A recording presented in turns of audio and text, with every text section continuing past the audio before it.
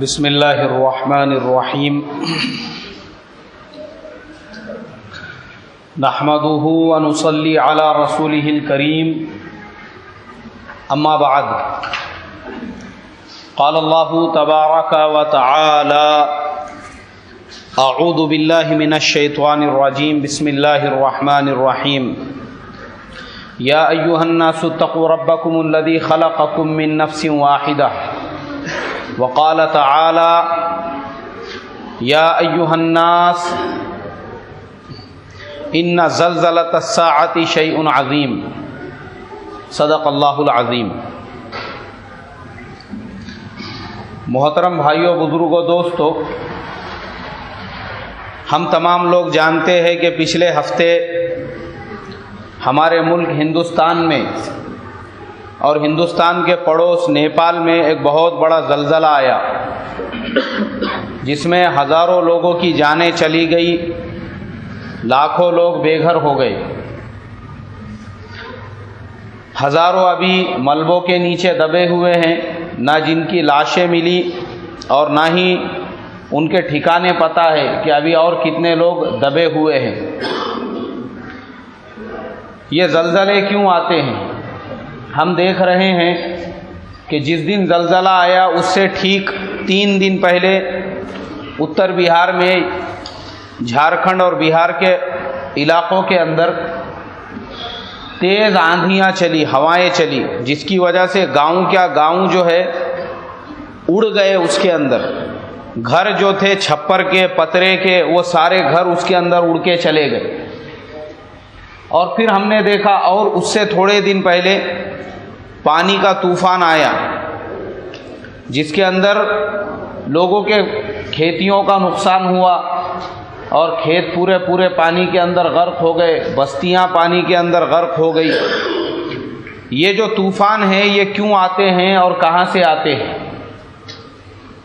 میرے محترم بھائیوں، بزرگوں، دوستو، یہ تمام چیزیں قیامت کی نشانیاں ہیں۔ ہمارے پیارے آقا جناب حضرت محمد الرسول اللہ صلی اللہ علیہ وسلم نے فرمایا، حضرت علی کرم اللہ وجہہ سے کہ اے علی سن لے، جب قوم کا سب سے رذیل آدمی قوم کا سردار ہوگا اس وقت قیامت کا انتظار کرنا۔ قیامت کی جو نشانیاں ہیں حدیث کی کتابوں میں بہت ساری، ان نشانیوں کو اللہ کے پیارے نبی صلی اللہ علیہ وسلم نے اپنی حدیثوں میں بیان کیا۔ اور قیامت کی سب سے بڑی جو نشانی ہے وہ حضور اقدس صلی اللہ علیہ وسلم کا دنیا میں مبعوث ہونا ہے، اس لیے کہ آپ آخری نبی اور اب آپ کے بعد قیامت تک کوئی نبی نہیں آئے گا، تو آپ کا پیدا ہونا، آپ کا دنیا میں آنا ہی یہ قیامت کی پہلی نشانی ہے۔ اور دوسری جو چھوٹی چھوٹی نشانیاں ہیں جو اللہ کے پیارے نبی صلی اللہ علیہ وسلم نے اپنے صحابہ کو بتلائی، حدیث کی کتابوں میں مختلف صحابہ سے مختلف روایتیں منقول ہے، جس میں سے مشہور اور معروف جو روایت ہے حضرت علی کرم اللہ وجہہ کی، جو بخاری، مسلم اور مشکات میں بھی ہے۔ اللہ کے پیارے نبی صلی اللہ علیہ وسلم نے حضرت علی کرم اللہ وجہہ سے فرمایا کہ علی، قیامت کی جو نشانیاں ہیں، جب قیامت کا زمانہ قریب آئے گا تو اس وقت ایسا ہوگا کہ قوم کے سب سے رذیل آدمی کو، سب سے ذلیل آدمی کو، سب سے ان پڑھ آدمی کو، چرواہے کو، ایسے لوگوں کو اٹھا کر سرداری کی کرسی پر بٹھایا جائے گا۔ یہ پہلی نشانی میں اور آپ اپنی آنکھوں سے دیکھ سکتے ہیں۔ ہمارے زمانے میں دنیا کے بڑے بڑے ملکوں کے اندر جو لوگ وزیر اعظم کی، جو لوگ صدر کی، جو لوگ بادشاہوں کی کرسیوں پر آج بیٹھے ہیں، ان میں سے اکثر ایسے ہیں جو رذیل اور ذلیل خاندانوں سے اٹھ کر ان کرسیوں تک پہنچے ہیں، جن کی حیثیت جانور چرانے کی تھی، جو جانوروں کے چرانے والے چرواہے تھے، وہ چرواہے آج سرداروں کی، بادشاہوں کی، وزیر اعظم اور پریسیڈنٹ کی کرسیوں پر بیٹھے ہوئے ہیں، جن کی حیثیت گاؤں کے گرام پنچایت کا ممبر بننے کی بھی نہیں ہے، ویسے لوگ ملکوں کے وزیر اعظم بن کے بیٹھے ہوئے ہیں۔ جن کی اوقات کسی محلے کا نگر سیوک بننے کی بھی نہیں ہے، وہ ملکوں کے پریزیڈنٹ بن کر بیٹھے ہوئے ہیں، ایسے لوگ۔ اسی لیے ہمارے ملک ہندوستان کا یہ ریکارڈ ہے کہ ہندوستان میں سنسد کے اندر جتنے لوگ چن کر جاتے ہیں ان میں سے 90% کریمنل ہوتے ہیں۔ 90% کیسے ہوتے ہیں؟ کریمنل ہوتے ہیں، بہت بڑے غنڈے ہوتے ہیں، ڈاکو ہوتے ہیں، جن کے اوپر 100 اور 200 گناہ درج ہوتے ہیں جن کے نام پر۔ اور کچھ تو ایسے بھی ہیں ہمارے ملک میں جو جیلوں کے اندر رہتے ہوئے الیکشن لڑتے ہیں اور آسانی کے ساتھ میں جیت جاتے ہیں۔ دیکھو یہ ایسا نظام ہے، جیلوں میں ہیں، ان کے اوپر مرڈر کے، ان کے اوپر ریپ کے، ان کے اوپر ڈکیتی کے، ان کے اوپر چوری کے، ان کے اوپر کڈنیپنگ کے چارجز لگے ہوئے ہیں، وہ جیلوں میں ہیں۔ اس کے باوجود جب وہ الیکشن میں کھڑے ہوتے ہیں تو آرام سے جیت کے آ جاتے ہیں۔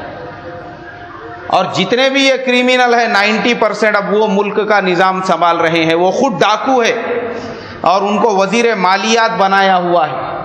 مطلب ڈاکو کے ہاتھ میں خزانے کی چابی دی ہوئی ہے، تو آپ بولو وہ ڈاکو جو ہے اپنا گھر نہیں بھرے گا تو کیا غریبوں کا ساتھ دے گا؟ اسی لیے ہندوستان میں سب سے زیادہ غریبی ہے۔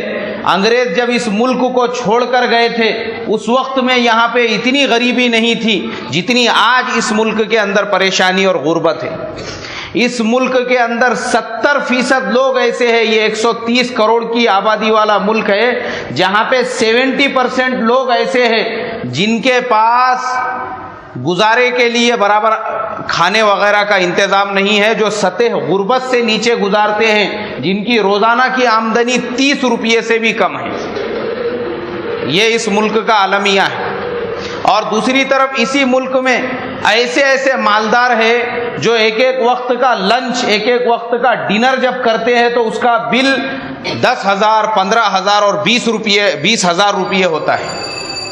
ایک طرف تو ایسے مالدار، تو یہ وہ سارے ڈاکو ہیں جن کے بارے میں حضور نے فرمایا کہ قوم کے رذیل اور ذلیل آدمی قوم کے سردار ہوں گے۔ یہ سارے رذیل اور ذلیل ڈاکے ڈالتے ہوئے، چوریاں کرتے ہوئے، ریپ کرتے ہوئے، لوگوں کے مرڈر کرتے ہوئے ملک کے وزیر اعظم اور ملک کے وزیر مالیات اور ملک کے وزیر خزانہ اور ملک کے وزیر قانون بن بیٹھے ہیں، اور غریب جو ہے بیچارے وہ غربت کی چکی میں پیستے جا رہے ہیں۔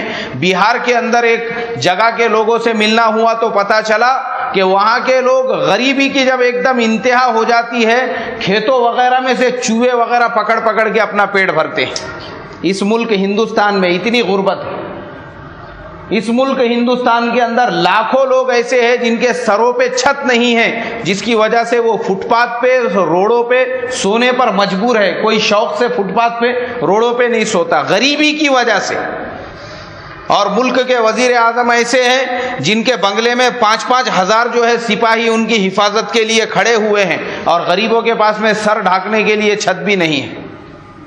حضرت عمر فاروق رضی اللہ تعالیٰ عنہ کے زمانے میں وہ بھی ملک کے راجا تھے، وہ بھی ملک کے بادشاہ تھے، وہ بھی مسلمانوں کے خلیفہ تھے، کسی چھوٹے سے ملک کے نہیں، پون دنیا کی اللہ نے خلافت عطا کی تھی، اس کے باوجود رات کے اندھیرے میں گشت کیا کرتے تھے، دیکھا کرتے تھے کہ کوئی غریب، محتاج، مسکین اگر ہے تو اس کی ضرورتوں کو پورا کرتے تھے۔ واقعات لکھے ہوئے ہیں کتابوں میں کہ حضرت عمر فاروق رضی اللہ تعالیٰ عنہ نے دیکھا ایک عورت اپنے بچوں کے ساتھ وہ باہر بستی کے باہر، شہر کے باہر جو ہے ایک خیمہ لگا کر بیٹھی ہوئی، اس کے قریب پہنچے، اس سے پوچھا تو پتہ چلا غریب عورت ہے، بچے بھوک کی وجہ سے بلبلا رہے ہیں، چولہے کے اوپر پانی رکھا ہوا ہے اور اس میں پتھر ابل رہے ہیں۔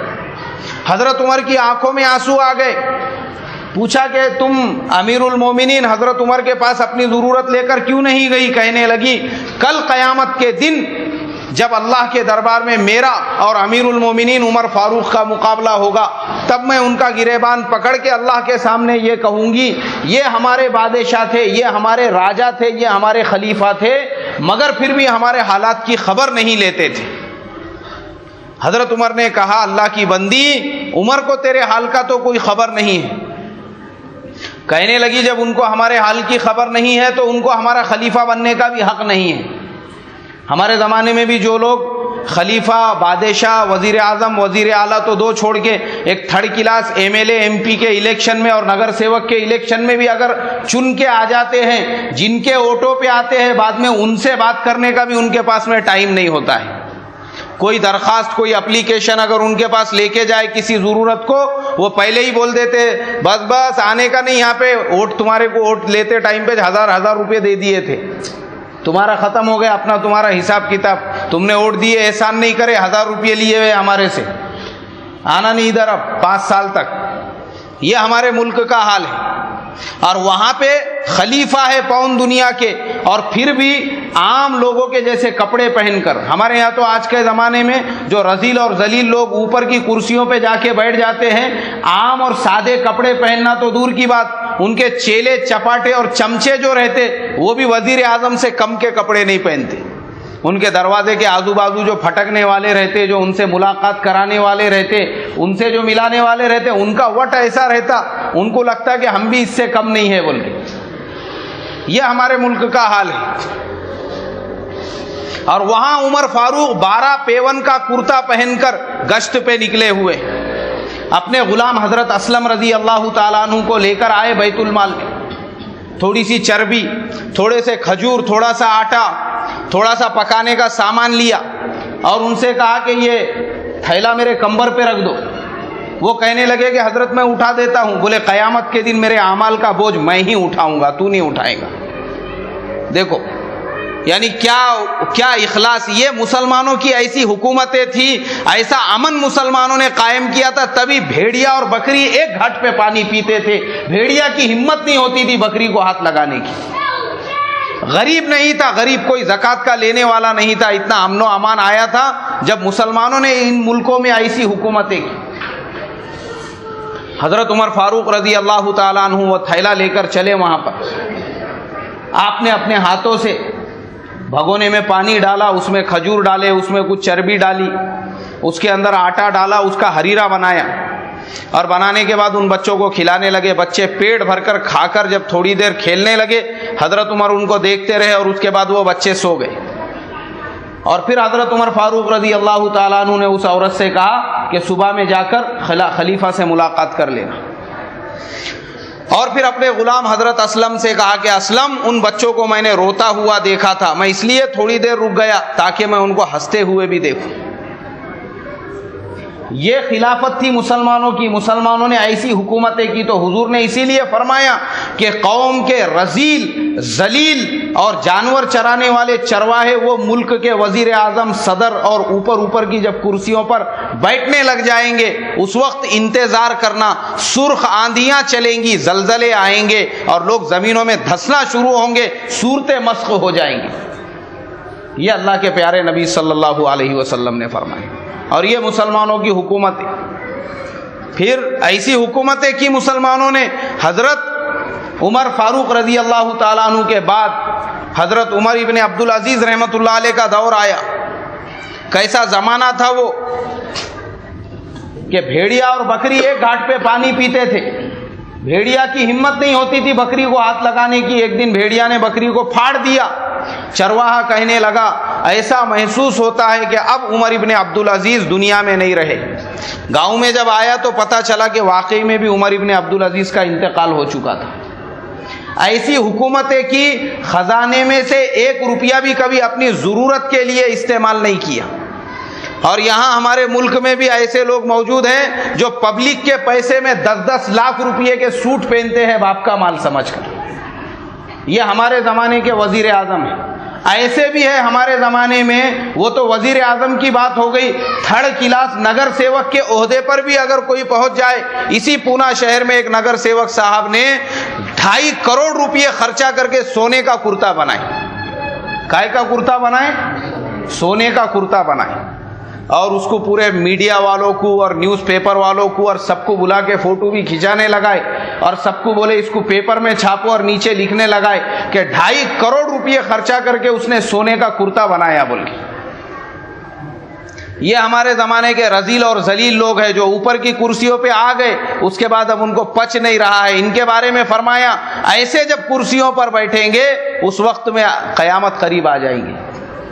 اور وہاں عمر ابن عبدالعزیز کا یہ حال تھا، 1 روپیہ کبھی اپنے ذاتی خرچے کے لیے بیت المال میں سے نہیں لیا. وہ نگر سیوک اور گرام پنچایت کے ممبر نہیں تھے، پون دنیا کے بادشاہ تھے.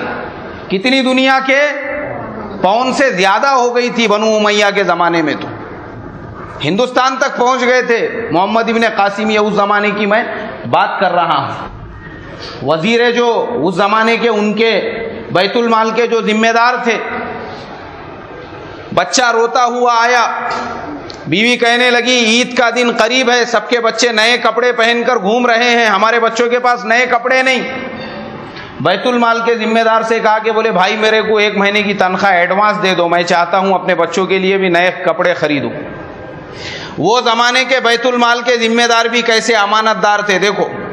یہاں تو باپ کا مال سمجھ کے 2.5 کروڑ روپے کا سونے کا کرتا پہن کے ٹہل رہے ہیں، اور ان کے اوپر کوئی ایکشن لینے والا بھی نہیں ہے، انکم ٹیکس وغیرہ، ہاں کوئی پوچھنے والا بھی نہیں ان کو، اور میڈیا میں فوٹو بھی کھنچا رہے ہیں. اور وہاں حضرت عمر ابن عبدالعزیز رحمۃ اللہ علیہ کے بچے عید کے دن بھی پھٹے پرانے، بادشاہ کے بچے پھٹے پرانے کپڑوں میں گھوم رہے ہیں. بیت المال کے ذمہ دار سے کہا 1 مہینے کی تنخواہ مجھے ایڈوانس دے دے. وہ کہنے لگا مجھے ایک کاغذ پہ لکھ کے دو، آپ 1 مہینے تک زندہ رہیں گے تو میں تم کو دیتا ہوں. گارنٹی ہے تم کو تمہارے زندگی کی، 1 مہینے تک زندہ رہیں گے، جو 1 مہینے کی پیمنٹ ایڈوانس مانگ رہے ہو، اگر ہے گارنٹی تو لکھ کر دو تو میں تم کو دیتا ہوں. اور یہاں پبلک کے پیسے پہ پھر حضرت کی اسٹوری پڑھا میں نے نیچے کہ فلانی جگہ پہ چائے کا گاڑا لگاتے تھے پہلے، اور چائے کا گاڑا لگاتے لگاتے راجکارن میں آ گئے، اور اس کے بعد آتے آتے اب نگر سیوک بن گئے، تو دیکھو ابھی گاڑے پہ سے سونے کے کرتے تک پہنچ گئے بول کے. یہ حال ہے ہمارے ملک کا. تو اللہ کے نبی صلی اللہ علیہ وسلم نے جو قیامت کی نشانیاں بتائی، پہلی نشانی یہ بتائی، حضرت علی سے کہا کہ علی، قوم کے رذیل، قوم کے ذلیل، قوم کے بدترین لوگ، قوم کے سب سے نچلے طبقے کے لوگ چرواہے جب وزیر اعظم، پریسیڈنٹ اور بادشاہوں کی کرسیوں پر بیٹھنے لگ جائیں گے، یاد رکھنا اس وقت قیامت آ جائے گی. پھر نشانیاں بتائی قیامت کی جو میں نے پہلے کہی آپ سے. پھر دوسری بات آپ صلی اللہ علیہ وسلم نے کہی کہ علی سن لے، جس وقت دادا گیری کی وجہ سے، بھائی گیری کی وجہ سے، لوگوں کے لیڈر گیری کی وجہ سے لوگ حق بات بولنے سے ان سے ڈرنے لگیں گے، اس وقت قیامت آ جائے گی. لوگ ڈرتے آج حق بات بولنے کے لیے، کسی کو نماز کی دعوت دینے کے لیے، دین کی دعوت دینے کے لیے. کوئی ظلم کر رہا ہے، لوگ اس کا ظلم سہتے ہیں، اس کے خلاف آواز اٹھانے کو ڈرتے ہیں. بولے کیوں؟ ارے نہیں بھائی آدمی ہے، ارے نہیں دادا آدمی ہے، ارے نہیں لیڈر آدمی ہے، اپن اس کے بارے میں کچھ بولیں گے نا تو اپنے کو کچل ڈالیں گا، مسل ڈالیں گا، رگڑ ڈالیں گا، اڑا ڈالیں گا، پھٹا ڈالیں گا. لوگ ایسی باتیں کرتے ہیں. کیوں؟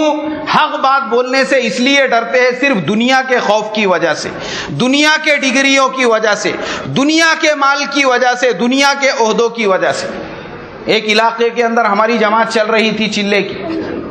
گاؤں تھا چھوٹا سا، لیکن اسی گاؤں کے اندر ایم ایل اے صاحب کا بنگلہ بھی تھا ایک دم حویلی کے جیسا، اور وہ ایم ایل اے صاحب اتفاق سے مسلمان صاحب تھے. اب وہ مقامی ساتھی ہم کو لے کے نکلا ملاقاتوں کے لیے. یو پی کی بات ہے یہ، غازی آباد ضلع میں ہماری جماعت پیدل چل رہی تھی، مجھے یاد ہے اچھی طرح سے. اب وہ دیہات کے اندر ہم لوگ نکلے ملاقاتوں کے لیے، ملنے لگے. اب ملتے ملتے حضرت کے بنگلے کے سامنے سے بھی ہمارا جانا ہوا تو دیکھے کہ حضرت گیٹ کے پاس میں ہی کرسی وغیرہ ڈال کے اپنے چیلے چپاٹوں کے ساتھ مجلس لگا کے بیٹھے ہوئے ہیں. تو میں نے مقامی ساتھی سے بولا، میں بولا بھائی یہ مسلمان کا گھر ہے یا غیر ایمان والے کا؟ نہیں بولے اپنے والا ہی ہے، لیکن دعوت کے کام کا مخالف ہے، اس سے نہیں ملتے بولے ہم لوگ. ارے میں نے بولا مخالف رہا تو کیا کریں گا؟ ہمارے حضور کو لوگوں نے کیا کیے تھے؟ مارے تھے، کانٹے بچھائے تھے، پتھر مارے تھے. زیادہ سے زیادہ کہا کیا کریں گا؟ 2-4 جوتے ماریں گا اپنے کو، گالیاں دیں گا ماں بہن پہ، اس سے زیادہ تو کچھ کریں گا نہیں نا. اور اپنے اندر ہے میں بولا اتنی کیپیسٹی، اپن کوئی پہلوان آدمی تو ہے نہیں اس کے ساتھ حجت کرنے کو، 2-4 ٹکایا تو برداشت کر لیں گے، اس میں کیا ہے. لوگ اللہ کے دین کے واسطے یہ کہ صحابہ کے واقعات کیا خالی بیانوں میں بولنے کو تھوڑی سے میں بولا. تقریر میں بولنے کو کہ صحابہ پہ ایسا ظلم ہوا اور صحابہ کو پتھروں پہ رگڑے اور صحابہ کے سینے پہ چٹان رکھ دی اور صحابہ کو ریت پہ لٹائے، یہ خالی کانوں کے عیاشی کے واسطے نہیں ہے، سننے اور بولنے کے لیے، یہ پریکٹیکل میں ہونا بھی چاہیے کبھی۔ میں بولا ہمارے ساتھ تو ہم کو بھی احساس ہوگا کہ صحابہ نے کیسی کیسی قربانیاں دی، ورنہ میں بولا شاہی دسترخوان بچھا کے مست اپنا کھینچ رہے تلے ہوئے بھنے ہوئے مرغے، اور میں اگر خالی بیان میں بولوں صحابہ کی قربانیاں تو بولو میری بات کا کوئی اثر ہوگا کیا؟ چلو میں بولا لیڈر ہے تو لیڈر ہوں گے، اپنے گھر کے ایم ایل اے ہوں گے، زیادہ سے زیادہ کیا کریں گے؟ جھڑکی دے کے ہکال دیں گے، یہی بولیں گے کہ آنا نہیں، یا بہت ہو گیا تو ہمارے ساتھ میں تھوڑا سا غلط رویہ کریں گے، ان کے چیلے چپاٹوں کو بولیں گے دھکے مار کے نکالو ان کو، اور تو کچھ نہیں کریں گے نا۔ تو وہ امام صاحب تھے ہمارے ساتھ میں جو ملاقات کے لیے نیکر نکلے تھے، انہوں نے بولے نہیں بولے بھائی میرے کو یہاں امامت کرنے کی ہے، مجھے اگر انہوں نے دیکھے کہ میں نے ملاقات کے لیے لایا نا تو پہلے مسجد کے صدر سے ملاقات کریں گے نا تو یہیں سے فون کریں گے، بولے وہ میں نہیں آتا تمہارے ساتھ میں۔ وہ ہمارے ساتھ ایک بزرگ تھے بیڑ کے، ٹیلر تھے، وہ بہت عمر رسیدہ تھے، وہ بھی ساتھ میں تھے۔ میں بولا چچا تم تیار ہے؟ بولے ہاں میں تیار ہوں۔ اور ایک ساتھی تھا وہیں کا مقامی، اس نے بولا ٹھیک ہے میں بھی چلتا آپ لوگوں کے ساتھ میں۔ وہ امام صاحب پیچھے ہٹ گئے، ہم 3 لوگ مل کے گئے ان کے پاس، السلام علیکم، وعلیکم السلام بول کے ملاقات کی۔ ان کو پہلے لگا ہم لوگ چندہ مانگنے کے واسطے میں آئے ہوئے، تو انہوں نے اپنے ساتھ میں جو ان کے اسسٹنٹ تھے ان سے بولے ان کو بولو کہاں سے آئے، کون سے مدرسے سے آئے، کیا کام لے کر آئے۔ میں بولا دیکھو ہم چندے وغیرہ کے سلسلے میں تو نہیں آئے، اصل مقصد یہ ہے کہ دیکھو اللہ نے میری آپ کی اور تمام مسلمانوں کی، تمام انسانوں کی جو کامیابی ہے وہ اپنے دین میں رکھی ہے۔ جس کے زندگی میں دین ہوگا اللہ اس کو دنیا آخرت دونوں جہانوں میں کامیاب کریں گے، اور زندگی میں اگر دین نہیں ہوگا تو اللہ دونوں جہانوں میں ناکام کریں گے۔ بس ہم تھوڑی سی دین کی بات آپ سے کرنا چاہتے ہیں کہ اللہ نے اپنے کو جو ایمان دیا ہے وہ بہت قیمتی ہے، کیونکہ ایمان جو ہے یہ ایمان کے طفیل میں پوری دنیا کا نظام چل رہا ہے۔ اگر زندگی میں ایمان ہوگا تو اللہ کامیاب کریں گے، اور ایمان والے کی فضیلت یہ ہے کہ حضور صلی اللہ علیہ وسلم نے فرمایا یہ ہوائیں جو چل رہی ہے اور یہ جو بارشیں برس رہی ہے اور زمین سے جو غلے اگ رہے ہیں اور یہ باغات میں میوے پیدا ہو رہے ہیں اور ہم جو اتنے عالی شان گھروں میں رہ رہے ہیں اور ہم کو ہر طرح کی فیسلٹیز اور سہولت جو مل رہی ہے، یہ سب کچھ ایمان والوں کی برکت سے۔ اگر مسلمان، اس نے بولا نہیں آپ لوگ ایک کام کرو، وہ غیر لوگ بیٹھے ہوئے تھے کچھ کام سے آئے تھے، ان کو بولا اٹھ جاؤ، بولے آپ لوگ ان کو بیٹھنے دو، مجھے بیٹھ کے بات بتاؤ، بولے تمہاری کیا بات ہے۔ ہم نے ان کے سامنے پوری دین کی بات کی اور ہم نے بولے دیکھو کہ اللہ کے فضل و کرم سے آپ کے بستی میں جو ہے دین کی محنت کے سلسلے میں آنا ہوا۔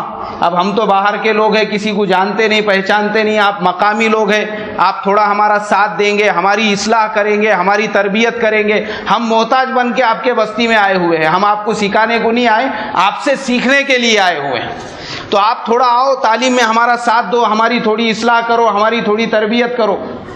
اب وہ بیچارہ موٹے دماغ کا آدمی تھا، مطلب لیڈر جو آدمی رہتا اس کا دماغ کیسا رہتا، اس کو یہ باتیں، اس نے بولا دیکھو میں تو آپ لوگوں کو کچھ سکھا کر نہیں سکتا ہوں، لیکن شام میں کھانا کھانے کے لیے آپ سارے لوگ میرے گھر پہ ضرور آنا بولے۔ اور میں بولا دیکھو یہ مقامی ساتھی ہے، ان کو آپ بولو، ہم ان کے تابع ہیں۔ پھر انہوں نے وہ ساتھی سے بات کی۔ اس کے بعد جب ہم رات میں گئے ان کے مکان پر تو انہوں نے اپنے مستورات کو بھی جمع کیا۔ اب وہ علاقے میں برقعے وغیرہ کا کچھ ایسا اہتمام نہیں ہے جیسا اپنے علاقے میں ہے، ویسا اتنا کچھ پردے کا اہتمام نہیں ہے۔ ان کی والدہ وغیرہ سب مستورات کو انہوں نے وہیں سامنے بٹھائے، گھر کے سامنے میدان میں دسترخوان بچھائے اور کھانے کے بعد میں وہیں بٹھایا انہوں نے، اور پھر بولے اب دین کی بات کرو سب کے سامنے۔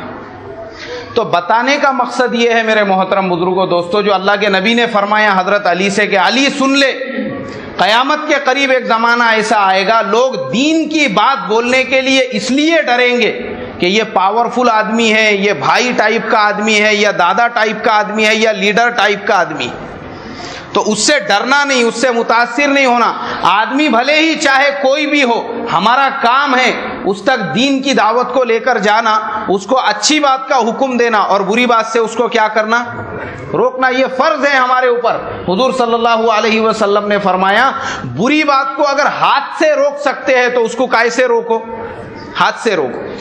ہاتھ سے روکنے کی طاقت نہیں ہے تو پھر کیسے روکو؟ زبان سے۔ اب علماء نے اس کی کیٹیگری لکھی ہے، ہاتھ سے کس کو روکیں گے؟ اپنے بیٹے کو ہاتھ سے روک سکتے، بیٹا اگر کوئی گناہ کے کام کے لیے جا رہا ہے تو باپ کے بس میں ہے، بڑے بھائی کے بس میں ہے، چچا کے بس میں ہے، وہ اس کو کائے سے روک سکتا؟ ہاتھ سے روک سکتا، اس کو ہاتھ سے روکے، اس کو اس کام سے منع کرے تو ہاتھ سے روکے۔ اور جب ہاتھ سے روکنے کی طاقت نہیں ہے، جیسے مثال کے طور پہ کوئی اجنبی آدمی ہے، دوسرا آدمی ہے، پڑوس والا ہے، باہر والا ہے، دور والا ہے، لیکن ہم جانتے ہیں کہ بھائی یہ فلاں برائی کے عمل میں مبتلا ہے، اب اس کو اگر ہاتھ سے روکنے کی طاقت نہیں ہے تو ہم اس کو کیسے روک سکتے ہیں؟ زبان سے روکو۔ اب زبان سے روکنے کا بھی طریقہ یہ بتلایا کہ کوئی آدمی اگر علل اعلان کوئی گناہ کر رہا ہے تو اس کو علل اعلان روکو، اور کوئی آدمی اگر اکیلے میں کوئی گناہ کرتا ہے جو تم کو معلوم ہے اور دوسرے کسی کو معلوم نہیں ہے تو کسی کو بولو بھی مت، اس کو اکیلے میں ہی روکو۔ کیسا روکیں گے بھائی؟ اس کو اکیلے میں ملاقات کرو، جس کو تیسرے آدمی کو پتہ نہ چلے، اکیلے میں مل کے اس کے عیب کی، اس کے گناہ کی پردہ پوشی کرتے ہوئے اس کو بھی لگنا چاہیے کہ یہ کتنا اچھا آدمی ہے کہ کسی دوسرے کے سامنے اس نے مجھے شرمندہ نہیں کیا، اور اس کو سمجھاؤ۔ یہ زبان سے روکنا ہے۔ اور اگر ہم اتنے کمزور ہیں، ہمارے اندر اتنی بھی طاقت نہیں ہے، نہ ہم زبان سے روک سکتے ہیں نہ اس کو ہاتھ سے روک سکتے ہیں، تو اللہ کے نبی صلی اللہ علیہ وسلم نے فرمایا اسے دل میں برا سمجھو۔ کائے میں برا سمجھیں گے؟ ہمارے دل میں جو ہے درد پیدا ہونا چاہیے۔ کوئی مسلمان نماز کے لیے نہیں آ رہا ہے، مان لو ہم اس کی طاقت کی وجہ سے، اس کے بارسوخ ہونے کی وجہ سے اس کو نہیں روک سکتے ہیں یا اس کو نہیں بلا سکتے ہیں یا ہماری بات وہ نہیں مانتا ہے، تو ایسے وقت میں اپنے دل میں کڑھنا چاہیے کہ اے اللہ، یہ تیرے دین کا اتنا نقصان ہو رہا ہے اور اتنے مسلمان نماز کو نہیں آ رہے ہیں، کیسا ہوگا؟ دل کے اندر ایک درد پیدا ہونا چاہیے۔ تو اللہ کے نبی نے فرمایا تیسرا درجہ جو ہے وہ یہ ہے کہ اس کو دل میں کیسا سمجھے؟ برا سمجھے۔ اور اگر دل میں بھی برا نہیں سمجھتے ہیں تو اللہ کے پیارے حبیب صلی اللہ علیہ وسلم نے فرمایا اس کے بعد ایمان کا کوئی درجہ نہیں ہے۔ اگر دل میں بھی کڑن نہیں پیدا ہو رہی ہے تو پھر وہ سمجھنا چاہیے کہ میرے دل میں ایمان ہی نہیں ہے۔ یہ ایمان کا آخری درجہ ہے، ذالک اضعف الایمان، یہ ایمان کا آخری درجہ ہے۔ تو اللہ کے حضرت علی سے آپ صلی اللہ علیہ وسلم نے یہ فرمایا۔ اور پھر تیسری چیز فرمائی کہ علی سن لے، شراب کو پانی کی طرح سے پیا جائے گا تو سمجھ جانا کہ اب قیامت آئے گی۔ آج ہمارے زمانے میں کیا ہو رہا ہے؟ شراب عام ہو چکی ہے، ہمارے معاشرے کے اندر عام ہو چکی ہے۔ لوگوں نے مختلف ناموں سے شراب کو حلال کر دیا ہے۔ کیا کر دیا ہے بھائی؟ شراب کو حلال کر دیا ہے، ہاں، حالانکہ وہ حرام ہے۔ اللہ کے نبی نے کہا کہ شراب جب عام ہو جائے گی، اور آج عام ہو چکی ہے، مسلمان اس کو عیب کی سی چیز نہیں سمجھنے لگے، لوگ اس کو بیئر کے نام سے پیتے ہیں۔ بہت سارے لوگ بولتے ہیں یہ شراب تھوڑی ہے، حالانکہ وہ بھی حرام ہے۔ اور اللہ کے نبی صلی اللہ علیہ وسلم نے فرمایا کہ صرف شراب پینے والا گنہگار نہیں ہے، شراب کا بنانے والا بھی گنہگار ہے، اس کا نچوڑنے والا بھی گنہگار ہے، اس کی پیالیاں، اس کے کٹورے بنانے والا بھی گنہگار ہے، اس کا راستہ بتانے والا بھی گنہگار ہے، اس کی مدد کرنے والا بھی گنہگار ہے۔ اس میں جتنے لوگ شامل ہیں وہ سارے لوگ کیا ہے بھائی؟ برابر کے گنہگار ہیں۔ آج ہمارے معاشرے میں عام ہو چکی ہے، عام لوگ یہاں تک کہ دعوتوں کے اندر اور شادی کی دعوتوں میں، یہاں تک کہ مسلمانوں کے یہاں پر بھی اپنے آپ کو اسٹینڈرڈ کہلانے کے لیے، اپنے آپ کو ہائی سوسائٹی کہلانے کے لیے بہت سارے پیسے والے مسلمان بھی اپنے ریسیپشن کے اندر، اپنے شادیوں کے پروگرام میں ایک الگ سے شراب کا وہ لگاتے ہیں، کاؤنٹر لگاتے ہیں باضابطہ، اور وہاں پہ جو ہے خود اس گناہ کے کام میں مبتلا ہوتے ہیں۔ یہ کتنا خبیث گناہ ہے ہمارے لیے۔ تو پانی کی طرح سے آج شراب کو پانی کی طرح سے پیا جا رہا ہے۔ ہمارے ملک میں اتنے میڈیکل اسٹور نہیں ہیں جتنی کائے کی دکانیں ہیں، شراب کی دکانیں ہیں۔ عام کر دیے اس کو ہمارے سماج میں، ہمارے معاشرے میں، لوگ پانی کی طرح سے اس کا استعمال کر رہے ہیں۔ اور پھر مختلف چیزوں میں آج ہمارے گھروں کے اندر ہم جو چیزیں استعمال کرتے ہیں، ہم نے اس کے پیچھے جو ہے اس کے چیک کرنا چاہیے، اس کے اوپر لکھا ہوا ہوتا ہے۔ بہت ساری چیزیں ہوتی ہے جس میں الکوہل ملا ہوا ہوتا ہے، جس میں شراب ہوتی ہے کسی نہ کسی شکل میں، کسی نہ کسی صورت میں۔ بہت سارے کیک آتے ہیں جو ہم لوگ کھاتے ہیں، اس لیے کبھی بھی ہم کیک وغیرہ اگر خریدیں گے، بیکری وغیرہ کے جو آئٹم ہیں، وہ مسلمان کی دکان سے ہی خریدنا چاہیے۔ کس کی دکان سے خریدنا چاہیے؟ مسلمان کی. مسلمانوں کی بیکریاں ہیں نا, کتنی بیکریاں ہیں, مسلمانوں کے دکان سے ہی خریدے, غیروں کی دکان سے. اور جو انٹرنیشنل برانڈ آج کل کیک کے اور بہت ساری چیزوں کے مارکیٹ میں ہیں, اس سے اپنی حفاظت کرنا چاہیے, اس سے بچنا چاہیے. اس لیے کہ خود ایک بیکری والے نے, ایک جو کیک بنانے والا ہے, اس نے مجھے بتایا کہ مولانا کیک کی بہت سی کوالٹیز ایسی ہوتی ہے, بغیر وسکی اور رم ملائے کے وہ کیک بنتا نہیں ہے. اس کے نام بھی ہوتے ہیں, اس میں شراب ملائی جاتی ہے باضابطہ. اور ایک مسلمان صاحب تھے بیکری والے, انہوں نے مجھے فون کر کے مسئلہ پوچھا. بولے مولانا بہت سارے لوگ ہمارے پاس میں کاجو لے کر آتے ہیں, اور وہ کاجو جو ہے 15 دن مہینہ بھر جو ہے شراب کے اندر بھگائی جاتی ہے اور اسے کیک میں ڈالا جاتا ہے. کیا ہمارے لیے ویسا کیک بنانا جائز ہے؟ کیا ہم ویسا کیک بنا کے دے سکتے ہیں کیا؟ میں نے کہا صراحتاً تمہارے لیے وہ حرام ہے, ناجائز ہے. اللہ کے نبی صلی اللہ علیہ وسلم نے شراب کے پلانے میں مدد کرنے والوں کو بھی ملعون کہا ہے, ان کو بھی برابر کا گنہگار کہا ہے. تو اس لیے ہماری جو کھانے پینے کی چیزیں ہیں, آج کل جو پیک آئٹم آتے ہیں بہت ساری امریکن کمپنیز وغیرہ کے, پہلے اس کے اندر پڑھ لینا چاہیے اس کے اندر جو ہے کون سی چیز کتنی ہے. تو بہت ساری چیزوں میں بغیر شراب ملائے کے وہ لوگ وہ پروڈکٹ کو مکمل نہیں کرتے, اس میں وہ ملاتے ہی ہیں. کھانے کی چیزیں ہیں, آج کل نئی چیزیں آ رہی ہے جس کے ہم نے نہ پہلے نام سنے تھے اور نہ ہم جس کے بارے میں جانتے تھے. بہت سارے کولڈ ڈرنکس آج کل مارکیٹ میں آتے ہیں, بہت سارے انرجی بڑھانے والے جو کولڈ ڈرنک آتے ہیں اس میں 75% جو ہے الکوہل ہوتا ہے, مطلب شراب ہوتی ہے. اور ہمارے نوجوان اس کو پیتے ہیں خاص طور پہ اپنی باڈی بنانے کے لیے. اور بہت سارے آج کل جو ہے ایسے شربت آتے ہیں, بہت سی چیزیں آج کل مارکیٹوں میں ایسی عام ہو گئی ہے جو بغیر الکوہل کے نہیں بنتی ہے. اس کے لیے کوئی بھی چیز کھانے پینے کی ہم اگر یوز کر رہے ہیں, استعمال کر رہے ہیں, اس کو استعمال کرنے سے پہلے ہم تحقیق کریں اس میں شراب ہے یا نہیں ہے. کریں گے نا بھائی اس کی کوشش؟ ایسا نہ ہو ہم اس کو حلال سمجھ رہے ہو اور ہم اپنے پیٹ میں کیا ڈال رہے ہو؟ حرام ڈال رہے. اور خاص طور پہ غیروں کی دعوتوں وغیرہ میں اگر ہم جا رہے ہیں, وہاں پہ تحقیق کریں. کہیں ایسا نہ ہو کہ ہم شربت کا کاؤنٹر سمجھ کے غلط جگہ پہ پہنچ جائے اور دوسرے شربت کا گلاس ہمارے ہاتھ میں آ جائے, ایسا بھی نہ ہو. تحقیقات کریں. اور حتی الامکان اور بہتر تو یہی ہے کہ غیروں کی دعوتوں میں اگر ہم جاتے ہیں, پہلی چیز تو وہاں پہ نان ویج کا ہم بالکل استعمال نہ کریں. گوشت کے جو وہاں پہ سالن وغیرہ بنتے ہیں بالکل استعمال نہ کریں. حلال کی کوشش کریں, اس لیے کہ چکن خالی مسلمان نہیں بیچتے, غیر لوگ بھی بیچتے ہیں. بکرے کا گوشت بھی خالی مسلمان نہیں بیچتے, بلکہ کون بیچتے ہیں؟ غیر بھی بیچتے ہیں. اور مسلمان کے لیے کلمہ پڑھنا اور کاٹنے سے پہلے بسم اللہ الرحمن الرحیم پڑھنا فرض ہے. اگر جس جانور کے شروع میں بسم اللہ نہیں پڑھا جائے گا وہ جانور حلال نہیں ہوگا. بغیر بسم اللہ کے جو جانور ذبح کیا جائے گا وہ حلال ہوگا کیا؟ کیونکہ وہ اللہ کے نام سے نہیں ذبح کیا گیا. اس کے لیے گوشت بھی اگر ہم خریدتے ہیں ایسے دکان سے ہم خریدے جو قریشی ہمارے جان پہچان والا ہو, ہم کو 100% اس کے بارے میں کانفیڈنس ہو کہ یہ مسلمان ہی ہے اور یہ ہم کو صحیح مال بیچنے والا ہے. پیسے اور قیمت کو نہ دیکھے. ہمارے لیے پیسے اور قیمت سے زیادہ جو مسئلہ اہم ہے وہ حلال کا ہے اور حرام کا ہے. ورنہ ایسا بھی ہوتا ہے بہت ساری جگہوں پر کہ ایک جگہ پہ جانے کا مجھے موقع ملا, چنچوڑ کے ایریے کے اندر گوشت کی دکان پر گوشت لینے کا تھا بکرے کا.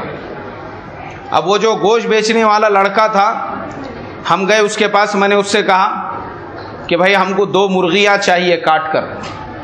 تو اس کے سر پہ ٹوپی وغیرہ تھی, لیکن اس کے چہرے پہ ایمان کا نور نہیں تھا. اس کی صورت دیکھ کے ہی سمجھ میں آ رہا تھا یہ کون سی مخلوق ہے بول کے.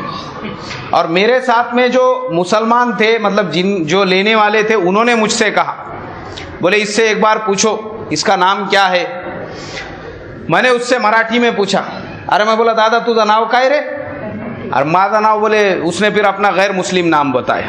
بولے میرا نام یہ ہے. بولے میں بولا پھر تو ٹوپی پہن کے نہیں؟ بولے وہ سیٹ جو ہے نا ہمارا اسماعیل بھائی, وہ گئے ہوا ہے بکرے لانے کو کھیڑے میں, تو میں کھڑے ہوا ہوں بولے اس کی جگہ پہ. تو اس نے بولے ہوا ہے مجھے جب تک میں نہیں رہا نا میری ٹوپی پہن کے کھڑے رہنا بولے یہاں. تاکہ لوگوں کو لگے. میں نے کہا کہ پھر ہم نے وہ دکان چھوڑ کے پتہ چلا آگے اور ایک مسلمان کی دکان ہے, پھر وہاں پر گئے اور وہ دکان کا نام مسلمان کے نام پر. تو ہوتا ایسا ہی ہے, تحقیق نہیں ہونے کی وجہ سے آج کل لوگوں نے جو ہے ٹوپی پہننا کوئی عیب کی بات نہیں سمجھے, مطلب ٹوپی جیسا جدھر دیکھے ادھر دھندا چل رہا ہے, اس کی ٹوپی پہننے میں کوئی حرج نہیں بولے آج. تو ایسا ہو چکا ہے. تو ہم اگر گوشت بھی خرید رہے ہیں, ہمارے لیے قیمت مسئلہ نہیں ہے, ہمارے لیے سب سے بڑا مسئلہ کاہے کا ہے؟ حلال کا اور حرام کا ہے. جو چیز بھی ہم خرید رہے ہیں اور کئی دعوت میں بھی جا رہے ہیں, مسلمان کی دعوت ہے ٹھیک ہے کوئی حرج نہیں ہے, غیر کے وہاں پر اگر جاتے ہیں حتی الامکان کوشش کرے کہ جو گوشت سے بنی ہوئی چیزیں ہیں وہ ہم استعمال نہ کریں. بہتر یہی ہے پرہیز کرنا, شک شبے کی چیز کو کھانے سے بہتر یہ ہے کہ ہم اس سے کیا کریں؟ پرہیز کریں. تو اللہ کے نبی نے فرمایا کہ علی سن لے, قیامت کے قریب ایک زمانہ ایسا آئے گا لوگ شراب کو ایسا پیئیں گے جیسے کہ پانی کو پیا جاتا ہے. اور ہمارے زمانے میں یہ وہی زمانہ ہے. یہ قیامت کی نشانیاں ہیں میرے محترم بزرگوں. اور اس کے بعد اللہ کے نبی صلی اللہ علیہ وسلم نے حضرت علی کرم اللہ وجہہ سے فرمایا, علی سن لے کہ فتنے ایک کے بعد ایک ایسے آئیں گے جیسے تسبیح ٹوٹنے کے بعد ایک دانے کے پیچھے دوسرا دانہ گرتا ہے, ایسے ہی فتنے آئیں گے. اور وہی فتنے ہمارے زمانے میں آج آ رہے ہیں. آج دیکھو ہمارے زمانے میں کتنے فتنے آ رہے ہیں, نئے نئے فتنے سننے کو مل رہے ہیں. لیبیا کا مسئلہ ٹھنڈا نہیں ہوا تو مصر کے اندر مسئلہ کھڑا ہو گیا. مصر کا مسئلہ ٹھنڈا نہیں ہوا تو عراق کے اندر مسئلہ کھڑا ہو گیا. وہاں کا مسئلہ ابھی ٹھنڈا نہیں ہوا تو ملک شام کا مسئلہ کھڑا ہو گیا. وہاں کا مسئلہ ابھی ٹھنڈا نہیں ہوا تو یمن کے اندر مسئلہ کھڑا ہو گیا.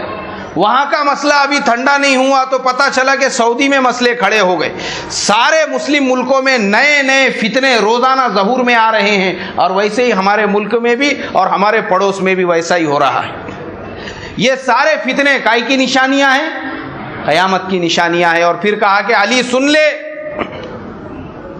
ایسے نوجوان ایسے ماڈرن لوگ پیدا ہوں گے جو اپنے سے پہلے لوگوں کو برا بھلا کہیں گے. اپنے سے پہلے لوگوں کو کیا کہیں گے؟ برا بھلا کہیں گے. آج ہمارے زمانے میں ماڈرن مسلمانوں کی پولٹری فارم کے مرغیوں کی جیسی ایک پیداوار پیدا ہو چکی ہے. جیسے پولٹری فارم میں 40 دن میں مرغیاں تیار ہو جاتے ہیں, ایسے ہی آج کے زمانے میں ایسے ماڈرن مسلمانوں کی ایک جماعت پیدا ہو چکی ہے, تیار ہو چکی ہے, جو اپنے آپ کو نہیں دیکھتے کہ میں کتنا گنہگار ہوں, میں کیسے گناہوں کے گڑھے میں ڈوبا ہوا ہوں. وہ اپنے سے پچھلے لوگوں پہ, جیسے ہمارے جو چاروں امام ہیں, امام ابو حنیفہ رحمۃ اللہ علیہ ہے, اور صحابہ اکرام ہیں, اور بزرگان دین ہیں, اور اولیاء اللہ ہے, ان کے بارے میں اعتراضات کرتے ہیں. کیا کرتے ہیں ان کے بارے میں؟ اعتراضات کا. اپنی حیثیت کو بھول جاتے ہیں کہ میں کیسا ہوں. یہاں بیٹھے بیٹھے اپنے سے پچھلے لوگوں پہ ان کی قربانیاں چھوڑ دیتے ہیں کہ یہ جو دین آج مجھے اور آپ کو نظر آ رہا ہے یہ انہی اولیاء اللہ کی قربانیوں کا نتیجہ ہے, انہی بزرگان دین کی قربانیوں کا نتیجہ ہے, انہی اماموں کی قربانیوں کا نتیجہ ہے, تابعین تبع تابعین کی قربانیوں کا نتیجہ ہے, انہی صحابہ اکرام کی قربانیوں کا نتیجہ ہے. جو آج میں اور آپ مسجدوں کے اندر ہے, جو میں اور آپ نماز پڑھ رہے ہیں, وہ لوگ اگر اس زمانے میں قربانیاں نہیں دیتے تھے, یہ ماڈرن مسلمان جو آج ان پہ اعتراض کر رہے ہیں, پتہ نہیں کس مندر میں بیٹھ کر گھنٹا بجاتے تھے.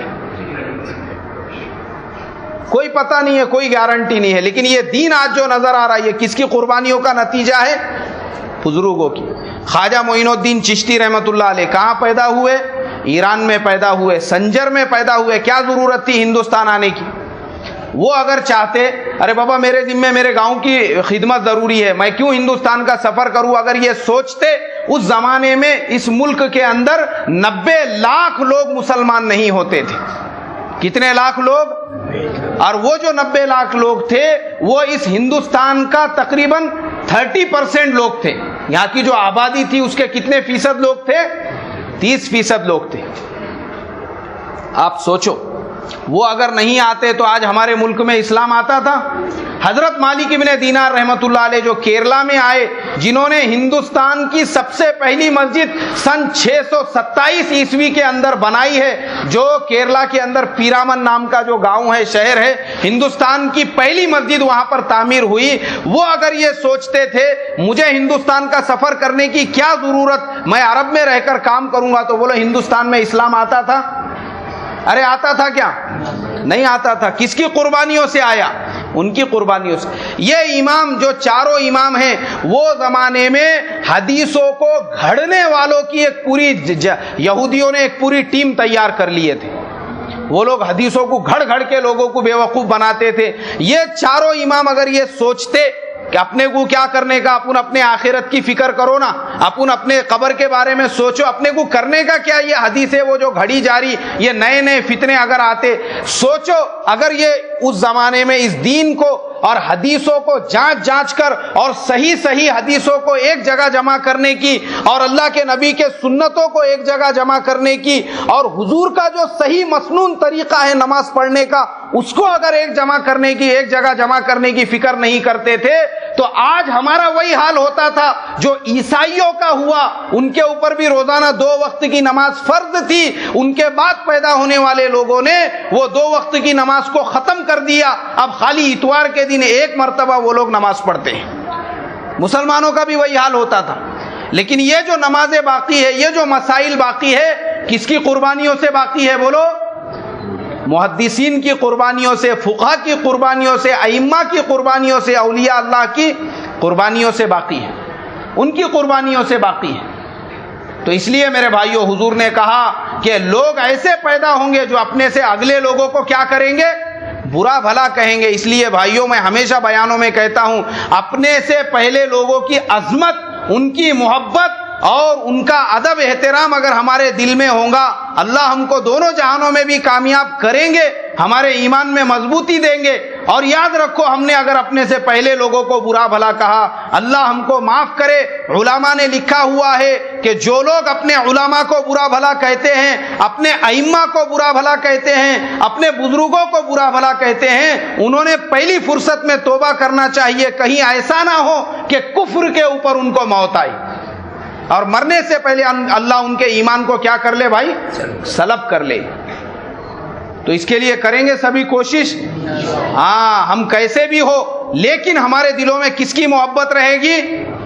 اولیاء اللہ کی، بزرگان دین کی، چاروں اماموں کی اور صحابہ کرام کی رکھیں گے انشاءاللہ۔ اللہ مجھے آپ کو عمل کی توفیق عطا فرمائے، جن کی سنتیں باقی ہے وہ پڑھ لیں۔